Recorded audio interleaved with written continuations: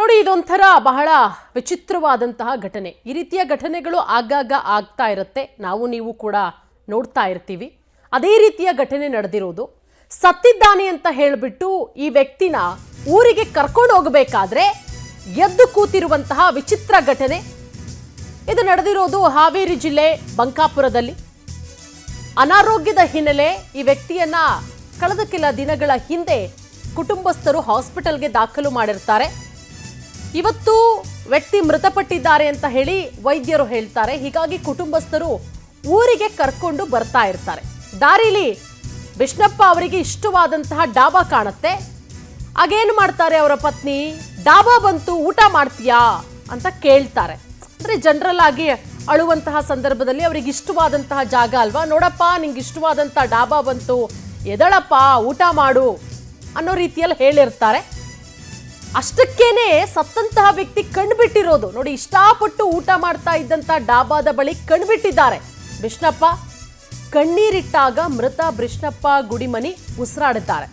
ಬಳಿಕ ಅಶೋಕ್ ಗುಡಿಮನಿ ಅವರು ನೋಡಿ ಏಕಾಏಕಿ ಬಿಷ್ಣಪ್ಪ ಅವರು ಎದ್ದು ಕೂತಿದ್ದಾರೆ.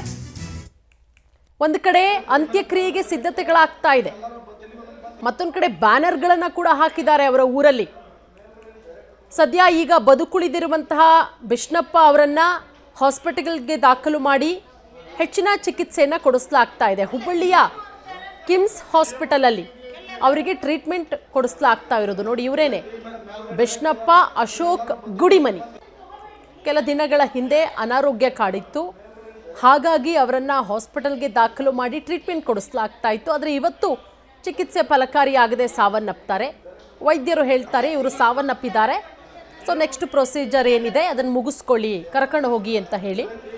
ಅದರಂತೆ ಅವರನ್ನ ಊರಿಗೆ ಕರ್ಕೊಂಡು ಬರ್ತಾ ಇದ್ದಂತಹ ಟೈಮಲ್ಲಿ, ಸತ್ತಿದ್ದಾರೆ ಅಂತ ಹೇಳಿ ಕರ್ಕೊಂಡು ಬರ್ತಾ ಇದ್ದಂತಹ ಟೈಮಲ್ಲಿ ರಸ್ತೆಯಲ್ಲಿ ಅವ್ರಿಗೆ ಇಷ್ಟ ಆದಂತಹ ಡಾಬಾ ಕಾಣಿಸುತ್ತೆ. ಅವರು ಹೆಂಡತಿ ಹೇಳ್ತಾರೆ, ನಿಂಗೆ ಇಷ್ಟವಾದಂತಹ ಡಾಬಾ, ಎದೇಳಪ್ಪ ಊಟ ಮಾಡು. ಅಂದರೆ ಜನರಲ್ ಆಗಿ ಅಳುವಂತಹ ಟೈಮಲ್ಲಿ ಅದು ಬರುತ್ತೆ. ಅವರಿಗೆ ಏನು ಇಷ್ಟ, ಯಾರಾದರೂ ಇಷ್ಟವಾದವ್ರು ಬಂದರೆ ಇವ್ರು ಬಂದರು ನೋಡು, ಕಣ್ಬಿಡು, ಮಾತಾಡು ಅಂತ ಹೇಳಿ ಹಂಗೆ ಹೇಳಿದ್ದಾರೆ. ಇನ್ನು ಬಿಷ್ಣಪ್ಪ ಅಶೋಕ್ ಗುಡಿಮನಿ ಅವರ ತಾಯಿ ಕೂಡ ಮಾತಾಡಿದ್ದಾರೆ ಈ ಘಟನೆ ಬಗ್ಗೆ. ಬನ್ನಿ ನೋಡೋಣ. ಹೆಂಗ್ ಗೊತ್ತಾತ ನಿಮ್ಗೆ? ಏನ್ ಹೆಂಗ್ ಗೊತ್ತಾತ? ಅಲ್ಲ ಅವ್ರ ಒಳ್ಳೆ ಜೀವಂತ ಆಗ್ಯಾರ ಅಂತ ಹೆಂಗ್ ಗೊತ್ತಾತ? ಜೀವಂತ ಆಗ್ಯಾರಂದ್ರ ಬಂಕಾಪುರದ ಕ್ರಾಸ್ ಹಿಂಗ್ ಬರುತ್ತಲ್ಲ, ಹಿಂಗ್ ಬಂಕಾಪುರಕ್ಕೆ ಬರ್ಬೇಕಂತ ಆ ಕ್ರಾಸಿಗೆ ಅಲ್ಲಿ ಬಂದ ತಕ್ಷಣ ಏನಂದಂತವ ಮಗ, ಸಣ್ಣ ಮಗ, ನಿನ್ ಡಾಬಾ ಬಂತು, ನಿಂದ ಅಂಗಡಿ ಬಂತು ನೋಡು, ಹಂಗ ನಿನ್ ಡಾಬಾನು ಬಂತು, ನಿನ್ ಅಂಗಡಿನೂ ಬಂತು ನೋಡು ಅನ್ನ ಅಂತ ಹೇಳಿ ಅಂದಂತ. ಯಾರು ಮಗ ಸಣ್ಣವ. ಹಂಗ ಅಂದ ತಕ್ಷಣ ಹಾ ಅಂದಂತಾವ. ಹಾ ಅಂತ ಅಂದ ತಕ್ಷಣ ಉಸಿರಾಡತನ ಕಂಡ್ಬಿಟ್ಟಾನ ಅಂತ ತಿಳ್ಕೊಂಡು ಏನ್ ಮಾಡಿದ್ರಂತ ಅವ್ರು ಅಲ್ಲೇ ಸ್ಟಾಪ್ ಮಾಡಿ ನಿಂದಿರಿಸಿ ಡಾಕ್ಟರ್ ಏನ್ ಹೇಳಿದ್ರು? Doctor 8 litre ಹಚ್ಚಿದ್ರಿ. 8 ಲೀಟರ್ ಹಚ್ಚಿದ ಮೇಲೆ ಒಂದ್ 3 ತಾಸು 2 ತಾಸು ಅಷ್ಟೇ ಸ್ವಲ್ಪ ಉಸಿರು ಹಿಡ್ಕೊಂಡಿರ್ತೈತಿ ಅದು. ಮತ್ ತಿರುಗಿ ಅದು ಮತ್ ಅದು ಹೋಗ್ತತಿ ಅಂತ ಹೇಳಿ ಡಿಸ್ಚಾರ್ಜ್ ಮಾಡಿ ಕಳ್ಸ್ಯಾರ. ಈ ಬಗ್ಗೆ ಮತ್ತಷ್ಟು ಮಾಹಿತಿ ಕೊಡ್ತಾರೆ ನಮ್ಮ ಪ್ರತಿನಿಧಿ ರವಿಕುಮಾರ್. ರವಿಕುಮಾರ್, ಬಹಳ ವಿಚಿತ್ರವಾದಂತಹ ಘಟನೆ. ಹಿಂದೆ ಕೂಡ ಸಾಕಷ್ಟು ಈ ರೀತಿಯ ಘಟನೆಗಳಾಗಿದೆ. ಬದುಕುಳಿತಾರೆ, ಹಾಸ್ಪಿಟಲಿಗೆ ಕರ್ಕೊಂಡು ಹೋದ್ಮೇಲೆ ಸತ್ತು ಹೋದಂತಹ ಉದಾಹರಣೆಗಳು ಕೂಡ ಇದೆ. ಈಗ ಸದ್ಯಕ್ಕೆ ಈ ವ್ಯಕ್ತಿ ಸತ್ತಿದ್ದಾರೆ ಅಂತ ಹೇಳಿ ಊರಿಗೆ ಕರ್ಕೊಂಡು ಬಂದಂತಹ ಟೈಮಲ್ಲಿ ಅವರು ಬದುಕಿದ್ದಾರೆ ಅಂತ ಹೇಳಿ ಹಾಸ್ಪಿಟಲ್ಗೆ ದಾಖಲು ಮಾಡಿರೋದು. ವೈದ್ಯರು ಏನು ಹೇಳ್ತಾ ಇದ್ದಾರೆ ಈ ಘಟನೆಯ ಬಗ್ಗೆ, ಮತ್ತೆ ಆ ವ್ಯಕ್ತಿಯ ಪರಿಸ್ಥಿತಿ ಈಗ ಯಾವ ರೀತಿ ಇದೆ, ಆ ಬಗ್ಗೆ ಏನಾದರೂ ಮಾಹಿತಿ ಕಲೆಕ್ಟ್ ಮಾಡಿದ್ದೀರಾ ರವಿಕುಮಾರ್?